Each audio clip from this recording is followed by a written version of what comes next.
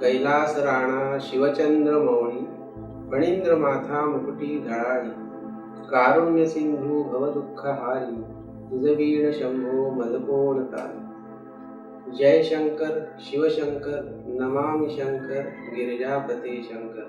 जय हो। गुरुर्ब्रह्मा गुरुर्विष्णू गुरुर्देवो महेश्वरा गुरुर साक्षात परब्रह्म तस्मै श्री गुरुवे नमः। नमस्कार। कैलास यात्रेचं वर्णन करण्यासाठी मी आपल्या समोर बसलेलो आहे। दिनांक 21 जून ते 4 जुलै 2018 या कालावधीमध्ये मी जी कैलास यात्रा केली त्या कैलास यात्रेचं वर्णन करण्यासाठी मी आपल्या समोर उपस्थित आहे।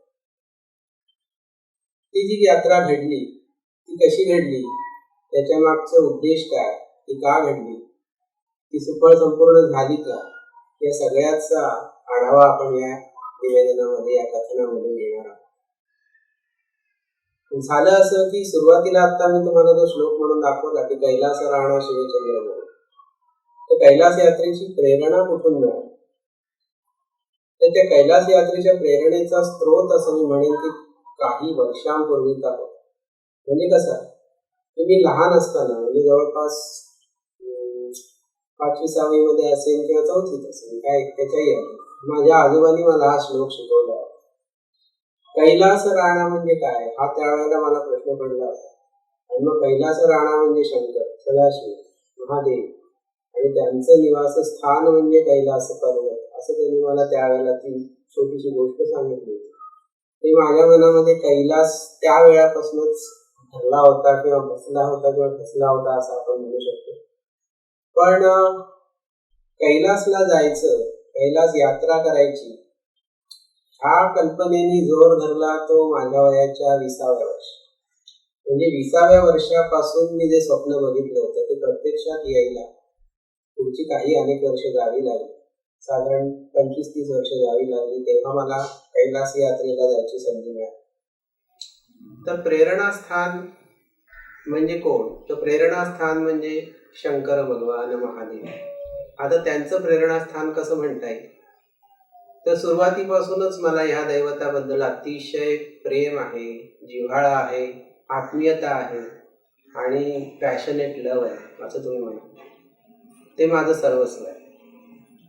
आणि या जगामध्ये पृथ्वी तलावरती असं एकमेव स्थान आहे की जिथे त्यांचं निवासस्थान म्हणून कैलास पर्वताला संबोधलं जातं। दुसऱ्या कुठल्याही देवतेचं असं लाईव्ह स्थान राहण्याचं असं कुठेच नाही। कैलास हा एकमेव असंच ठिकाण आहे की जिथे शंकरांचा निवास आहे, जिथे त्यांचं वास्तव्य आहे असं समजलं जातं। आणि त्याचं दर्शन याची देही याची डोळा एकदा तरी घ्यावं अशी प्रत्येक धार्मिक मनुष्याची, आध्यात्मिक मनुष्याची किंवा ज्याला खरोखरी याच्यामध्ये काहीतरी इंटरेस्ट आहे अशा माणसाची इच्छा असते, ट्रेकर्सची इच्छा असते की एवढ्या दुर्मिळ अशा प्रदेशात जाऊन, एवढ्या दुर्गम प्रदेशात जाऊन आपण ते पाहावं, ते निवासस्थान काय आहे, त्याच्याबद्दलच्या आख्यायिका ज्या ऐकल्या जातात, ते खरोखर कसं वातावरण आहे हे सगळं पाहावं या इच्छेपोटी अनेक जण कैलासला जातात। प्रत्येकाची कारणं वेगळी। माझं कारण असंच होतं की मला माझ्या दैवताचं निवासस्थान याची देही याची डोळा बघायचं होतं। ते कसं आहे, काय आहे, याचे फोटोग्राफ्स, व्हिडिओ हे सगळं तर बघून झालेलंच होतं, पण प्रत्यक्षातलं दर्शन काहीतरी और असतं, प्रत्यक्षातली अनुभूती और असते, प्रत्यक्षातला दर्शन सोहळा और असतो। तो अनुभवण्यासाठी मला कैलासला जायचं होतं आणि ती संधी मला दिनांक 21 जून ते 4 जुलै 2018 या कालावधीत मिळाली। मी जिथे राहतो ठाण्याला, तर तिथलाच एक ग्रुप कैलासला जाणार होता। त्यांचे जे ऑर्गनायझर आहेत त्यांनी याच्या आधी 4 वेळा कैलास यात्रा केलेली होती आणि ही त्यांची 5वी कैलास यात्रा। त्यांच्याबरोबर त्यांचा जो एक सहाय्यक होता, त्याच्या 3 कैलास यात्रा झालेल्या होत्या आणि त्याची ही आता 4थी यात्रा होती। तर त्यांच्याशी मी कॉन्टॅक्ट केल्यानंतर त्या ऑर्गनायझर्सनी मला सांगितलं येस की तुम्ही पण येताय आमच्याबरोबर, आपण जाऊया. बाकीच्या सगळ्या फॉर्मॅलिटीज पूर्ण करू. त्यांनी ज्या तारखा डिक्लेअर केल्या, मी तुम्हाला ज्या सांगितल्या त्या तारखांना आम्ही कैलासला जाणार हे नक्की झालं. आणि या कैलास यात्रेची प्राथमिक जुळवाजुळव ही ऑगस्ट महिन्यापासून करावी लागते. तर आपण ती पुढच्या वर्षी जून महिन्यामध्ये आपण जाऊ शकतो. जून महिना का? तर कैलास यात्रा ही मे महिन्यापासून मे महिन्याच्या 15 तारखेपासून सुरू होते. ती सप्टेंबर महिन्याच्या 15 तारखेपर्यंत असते. या कालावधीतच कैलास यात्रा करता येते. त्यातल्या त्यात सप्टेंबर महिन्यामध्ये शक्यतो जाऊ नये, किंवा ज्यांना जायचं आहे त्यांना तिथे तडाख्याच्या पावसाचा सामना करावा लागतो. आणि बाकीच्या काही नॅचरल कॅलॅमिटीज असतात त्यांचा सामना करावा लागतो. हवामान, सगळ्यात मुख्य म्हणजे हवामान, त्याचा सामना करावा लागतो. तर सगळ्यात उत्तम सीझन म्हणजे जून महिना, कारण मे 15 नंतर सुद्धा थोडाफार बर्फ त्या भागामध्ये असतो, थंडी जास्ती असते. आम्ही जाणार जून महिन्यामध्ये, हे आमचं ठरलं. आणि जून एंड असा का निवडला, तर त्यावेळेला सर्वोत्तम हवामान असतं, म्हणून तो कालावधी आम्ही निवडला. साधारण 14-15 दिवसाची ही यात्रा आहे. ही यात्रा सुरू होणार नेपाळमधून आणि परत येणार नेपाळमध्येच. तर नेपाळला जायच्या आधी, ही यात्रा सुरू करण्याच्या आधी जे जे काही घडलं, छोट्या मोठ्या गोष्टी आहेत, काही फार महत्त्वाच्या आहेत, फार महत्त्वाच्या नाहीत, पण तर त्या मला सांगणं तुम्हाला थोडंसं आवश्यक वाटतं की ऑगस्टमध्ये मी ते बुकिंग केलं आणि हळूहळू कैलास यात्रेची तयारी सुरू झाली. नोव्हेंबर, सप्टेंबर, ऑक्टोबर, नोव्हेंबर इथपर्यंत कालावधी आला आणि आता कैलास डोक्यामध्ये घर करायला लागला. कारण आपल्याला जायचं आहे हे कन्फर्म झालंय. विमानाची तिकीटं बुक झाली, मुंबई ते काठमांडू, काठमांडू ते मुंबई या रिटर्न प्रवासाची तिकीटही बुक झाली. हे सगळं झाल्यानंतर मध्ये आजची घटना अशी घडली की माझे वडील गेले काही वर्ष पॅरालिसिसने आजारी होते. ते पॅरालाइज होते, पिंडात फिरत नव्हते, बसून असायचे, पण ते आजारी होते. तर त्यांना मी ही गोष्ट साधारण डिसेंबर 2017 मध्ये सांगितली. डिसेंबर 2017 मध्ये त्यांना ही गोष्ट सांगितली की बाबा मी जून महिन्यामध्ये कैलास यात्रेला जाणार. तेव्हा त्यांनी माझ्याकडे असं बघितलं आणि मला म्हणाले की खरंच तू कैलास यात्रेला जाणार आहेस? म्हटलं हो. तर ते म्हणाले तू जरूर जा, आपल्या घराण्यामध्ये अजूनपर्यंत कोणी कैलास यात्रा केलेली नाही, तू अवश्य जा, तुझी यात्रा सुफळ संपन्न होईल याची मला खात्री आहे आणि माझा आशीर्वाद पण. एवढं पाठबळ मिळाल्यानंतर मला काहीच म्हणजे अशक्य वाटेनासं झालं. याचं कारण असं आहे की कैलास यात्रेची जेव्हा तयारी आपण करतो ती शारीरिक, आर्थिक आणि मानसिक या 3 लेवलवरती करावी लागते. त्यातली आर्थिक तयारी मोठी आहे, कारण काही लाखांचा याच्यामध्ये खर्च असतो. तर तो खर्च, त्याची जुळवाजुळव करणं, त्याच्यानंतर शारीरिक तयारी करणं म्हणजे कसं आहे की तुम्हाला तुमचा फिटनेस महत्त्वाचा असतो. कैलासाच्या वातावरणात गेल्यानंतर तिथे जे एक्स्ट्रीम क्लायमेट, त्या क्लायमेटला तुम्ही सूट होता की नाही ह्याची सगळ्यात मोठी टेस्ट असते, ही सगळ्यात मोठी परीक्षा असते. कारण कैलास हा म्हणजे जसं काय आपण इथे महाराष्ट्रामध्ये जशा तीर्थयात्रा करतो इतकं सोपं तर काहीच नाही. हिमालयामधलं सुद्धा ते एक्स्ट्रीम गोष्ट आहे ती. तर त्या यात्रेला जायच्या आधी तुम्हाला शारीरिक आणि सगळ्यात मोठी मानसिक तयारी करावी लागते. आर्थिक तयारी तुमची महिन्याभरात होऊ शकते.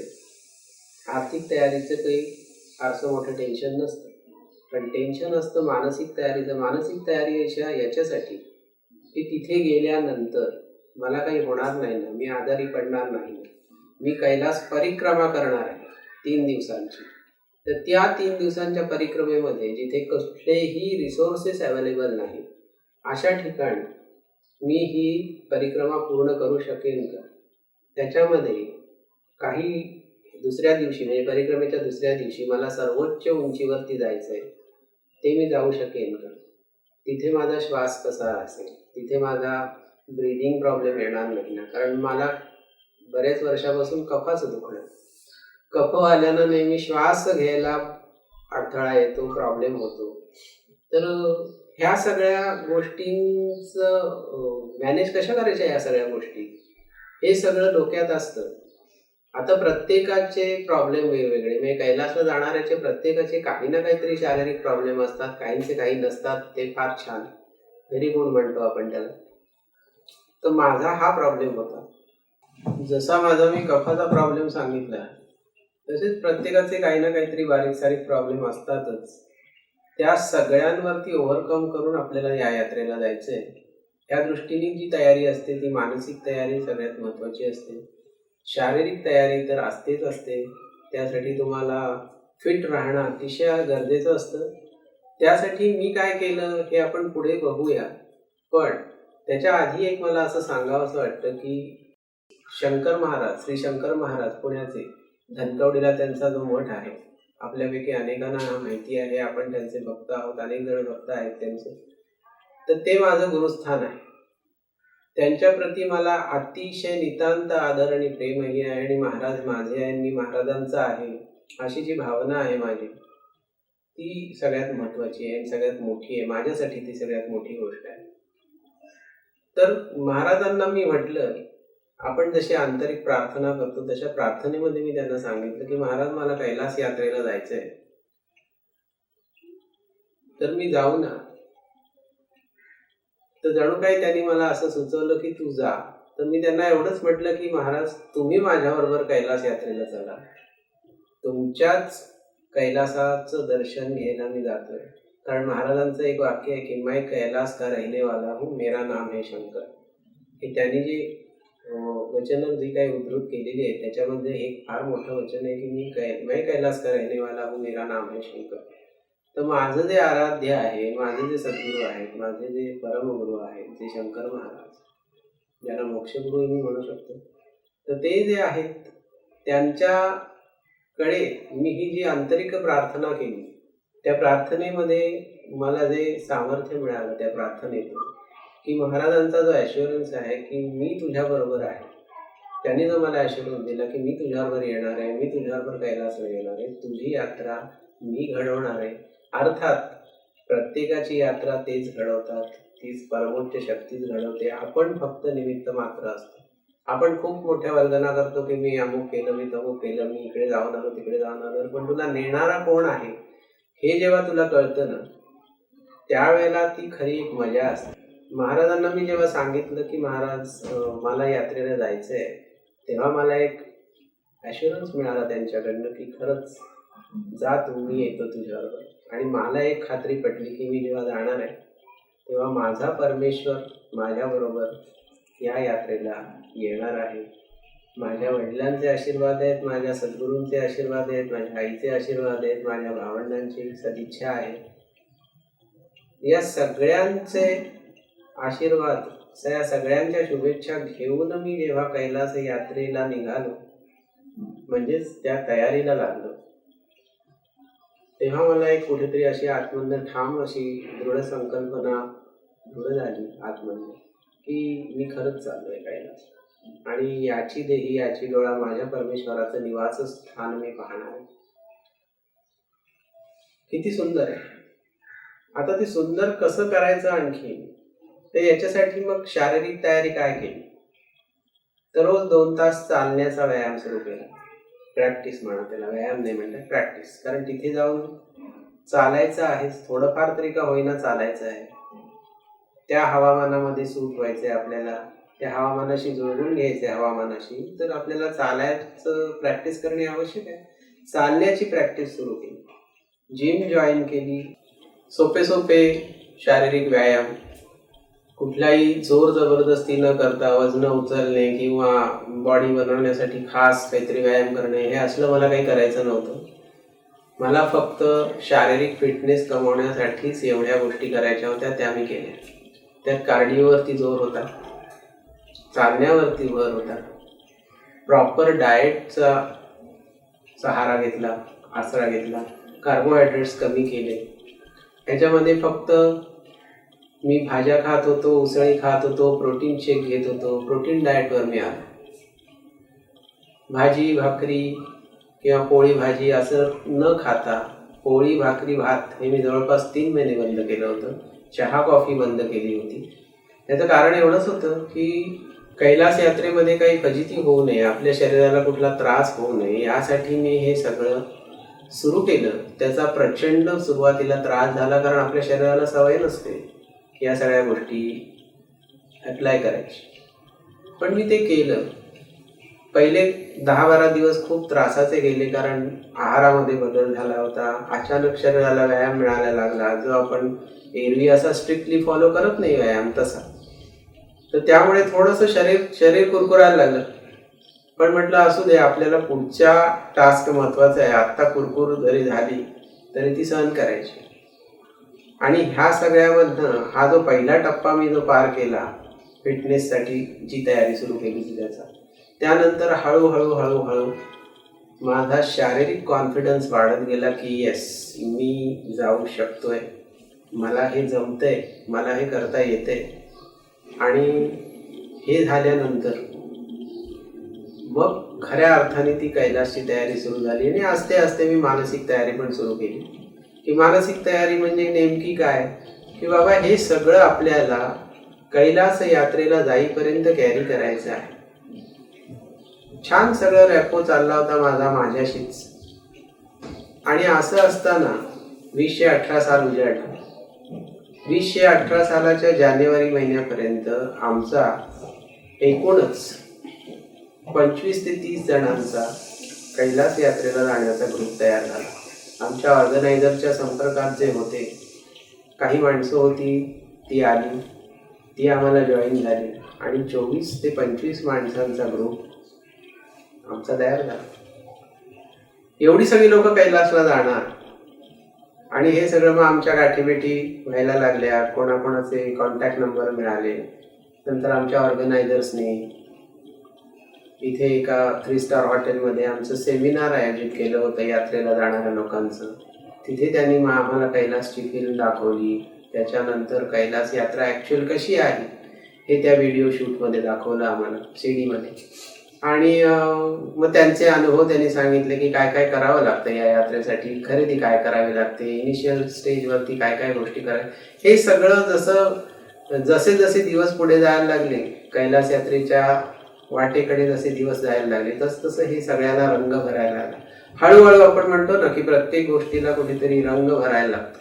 तसा तो रंग भरायला लागल्यानंतर मग कन्फर्म झालं की एवढी लोक जाणार आहेत.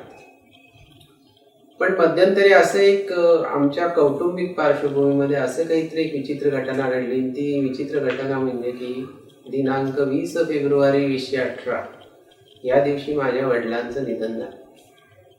माझ्यासाठी तो खूप शॉक होता, कारण ते जातील अशी काही त्यांची अवस्था नव्हती. तरी त्यांचं वय 84-85 वर्ष आहे तरी सुद्धा, की आता ते हे सगळ्यात आकस्मिक घटना होती. आणि मला असं वाटलं की बाबा मी आता कैलासला जाणार आणि मध्येच ही अशी दुर्घटना घडली. पण आपल्याला त्याच्यापुढे काही इलाज नसतो, आपला इलाजच नसतो. कालाय तस्मै नमः म्हणायला लागतं. वडिलांचं मृत्यूही शांततेत झाला, सगळंच त्यांचं व्यवस्थित झालं.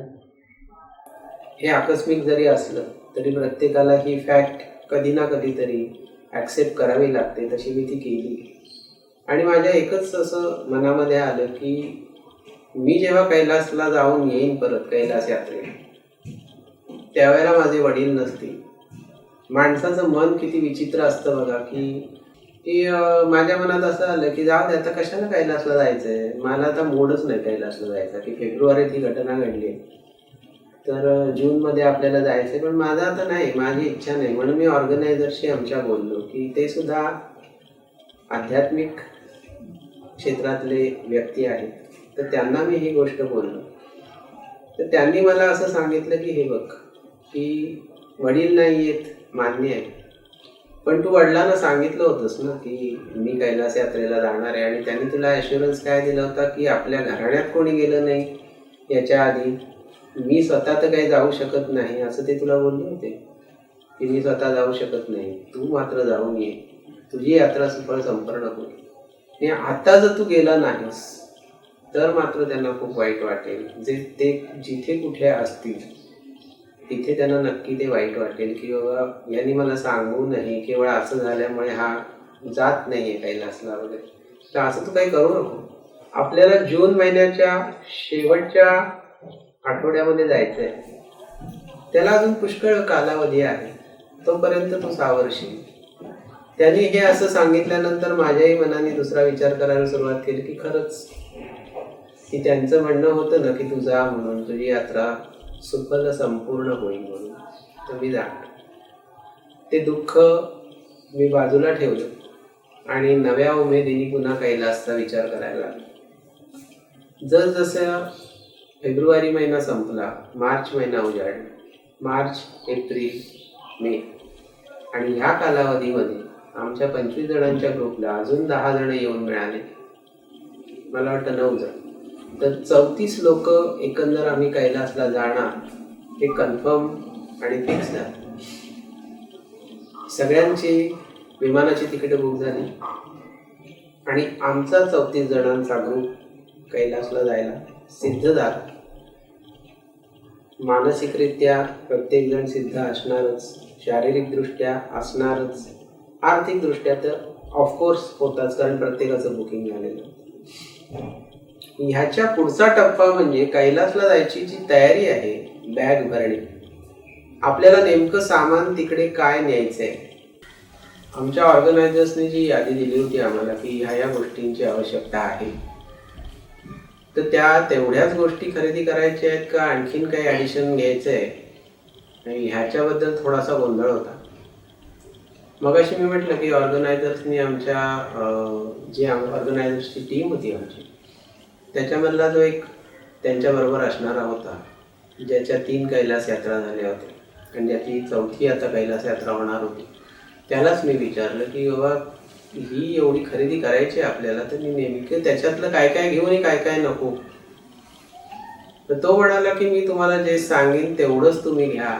त्याने लिस्ट जी दिली होती त्याच्यामध्ये काही ॲडिशन केल्या आणि तेवढीच मला लिस्ट त्यांनी परत दिली आणि म्हणाला एवढं आणि एवढंच खरेदी करा. कारण आपण कसं असतं की प्रवासाला जाताना जेव्हा बॅग भरतो ना, तेव्हा नेहमी असं असतं की प्रमाणापेक्षा जास्ती सामान घेतलं जातं.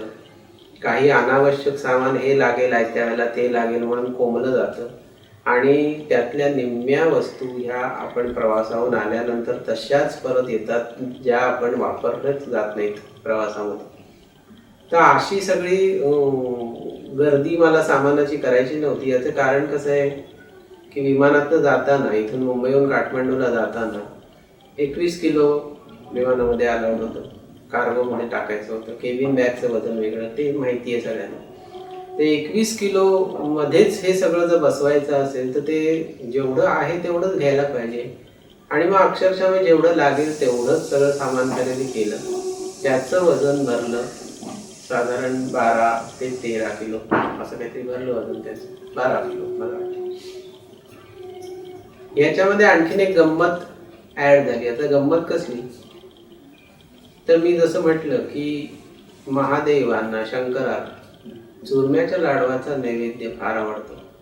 त्यांना ते प्रिय आहे, अतिशय प्रिय आहे त्यांना.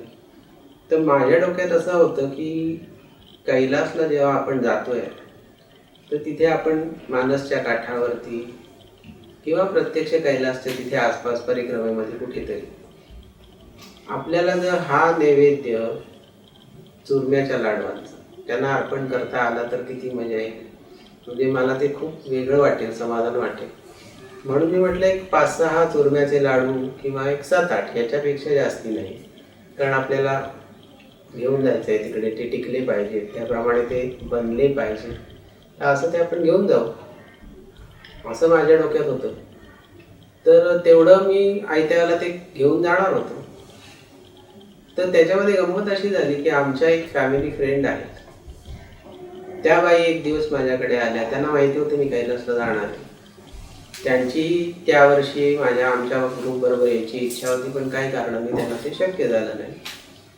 तर त्या आल्या माझ्याकडे एक दिवस आणि त्या मला म्हणल्या की मी तुला एक विचारू का. म्हटलं काय विचारताय. तर त्या म्हणाल्या की असं करूया की माझी अशी एक इच्छा आहे की तू कैलासला जातोयस तर तुझ्याबरोबर काहीतरी द्यावं. तू म्हटलं काहीतरी म्हणजे काय? ते म्हणाली, तर त्या म्हटल्या की चुरम्याचे लाडू मी तुझ्याबरोबर देते, तू नेशील का? ते मी म्हटलं क्या बात आहे, की माझ्या डोक्यात आलं होतं की मी चुरम्याचे लाडू न्यावेत म्हणून, आणि ह्या बाई विचारत आल्या की मी चुरम्याचे लाडू बनवून दिले तर तू नेशील का? तर म्हटलं का नाही नेणार, अवश्य नाही. मग त्यांनी विचारलं की किती फायनल फायनल ग्रुप तुमचा किती माणसांचा आहे? म्हटलं 34 माणसं आम्ही जाणार. तर मला काय वाटलं की असंच सहज चौकशी करते, तर त्या एकदम म्हणल्या की मी 34 माणसांसाठी चुरम्याचे लाडू करून देणार. म्हणजे बघा की असं जण झालं की मी 5-6 लाडू जे तिथे जिथे नेणार होतो त्या जागी 34 माणसांसाठी लाडू न्यायचे. कमालच आहे. तर मी म्हटलं चालेल, मी आनंदाने नेईन. आता चालेल हे सांगितलं,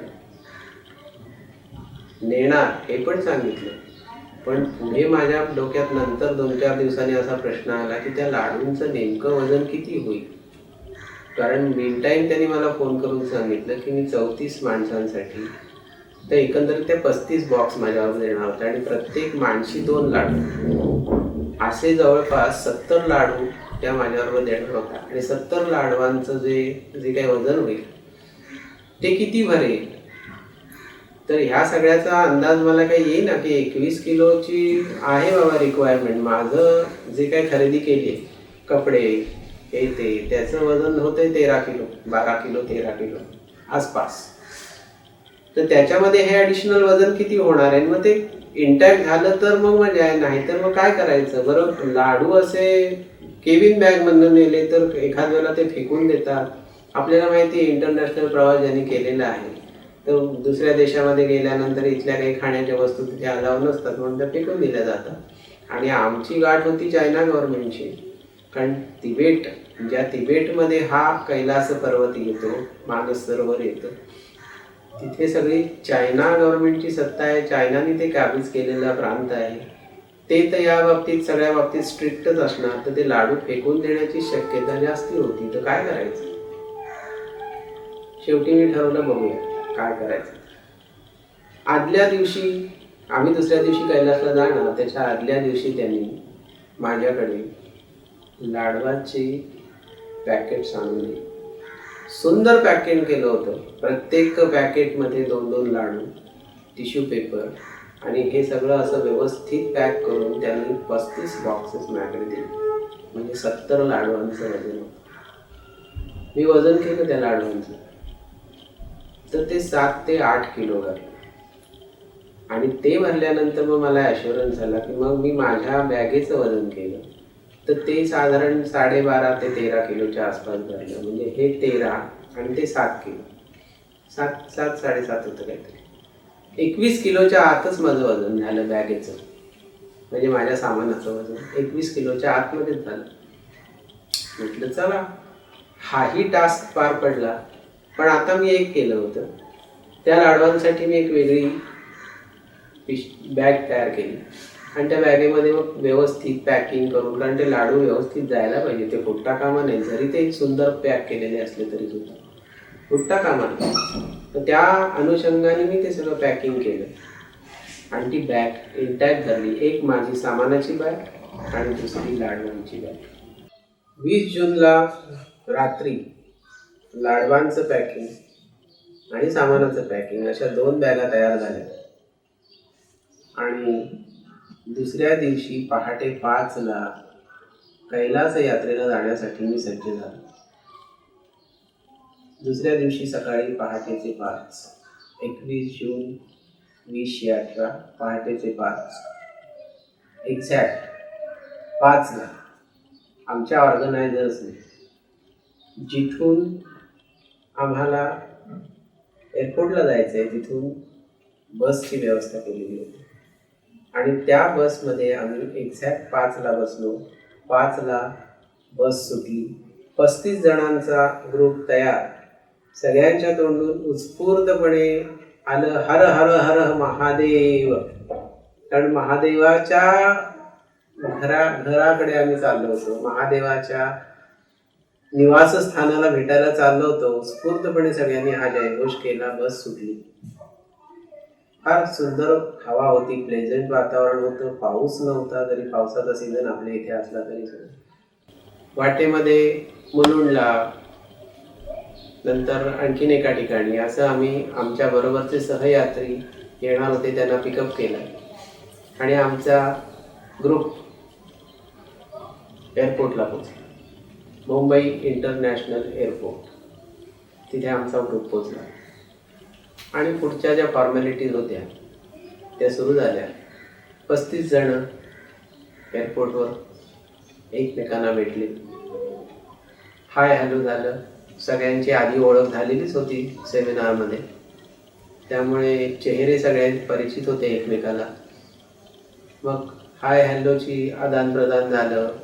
एअरपोर्टवरच्या फॉर्मॅलिटीज पूर्ण झाल्या आणि आम्ही जे बोर्डिंग पास वगैरे घेऊ, ॲक्च्युअल जिथे जे गेट असतं की जिथून आपण विमानामध्ये प्रवेश करतो, त्या तिथल्या लाऊंजमध्ये येऊन आमचा 35 जणांचा ग्रुप स्थानापन्न झाला.